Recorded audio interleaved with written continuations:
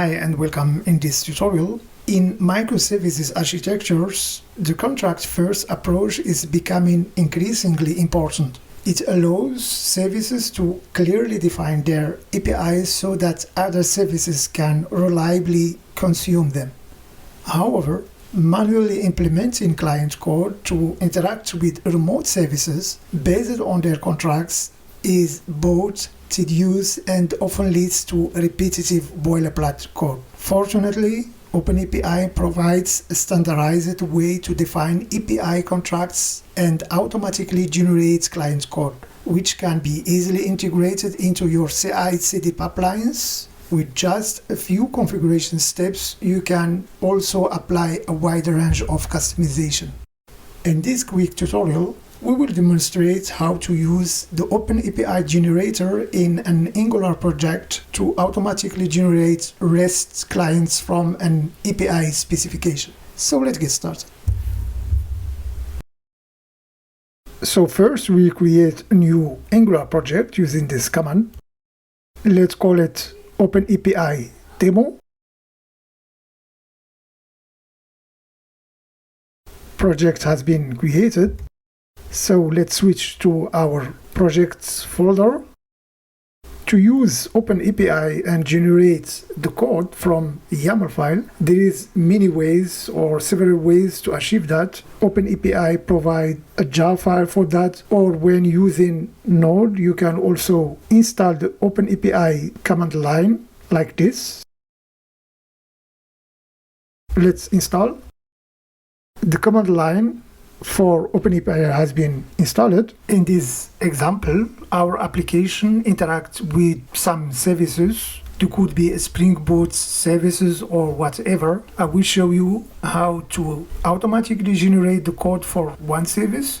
In a previous video, you can also check out how you can generate the specification for a Spring Boot service using the plugin provided by OpenAPI. So this is our project here. Let's create a new folder.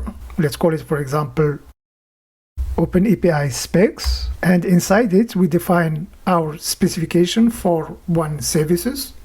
For example, user service. And I already prepared this specification. This is also generated automatically using OpenAPI plugin in Spring Boot application, and you can customize it. For example, as you see here, this is a bit important. You can specify the name for your service class that will be generated. So when you put here user, so the class would be called user service, and you can keep the rest as it is. In another video, I will show you how to customize this file to fulfill some requirement in your project. So this is the file, and in our package file now is placed here. In the package, I will just define command. And as you see, command is completed. And our code, let's check here. Application, we said that the output should be here and the API. And as you see, all you need to use the remote service is generated here. This is the model as interface, ID, and name. So all you need, and this is our service, annotated with injectable provided in root. So it is ready to be used. This is the class, and all methods or endpoints are available here, like get user. So this class is ready to be used in the component. So next step would be to generate the component like this. Component has been created. Now let's add this simple code here in the component, a simple one. It goes through the user's object, gets from the service. So everything is here, our generated service. Let's import that. So now we will mock our remote server like this. We create a dummy file as JSON file. It contains 2 entries. So for our mock server, we need to install this application, JSON server. This is very useful to provide mock data. Now we can run the mock server based on the JSON file we created under this port. And as you see, the data or these endpoints has been implemented and is ready to be consumed. Now we are ready to run our application with this command.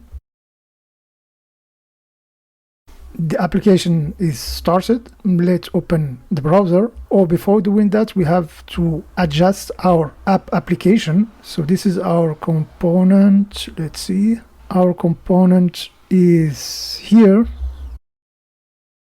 We need to replace everything here with that one. And now let's check in the browser.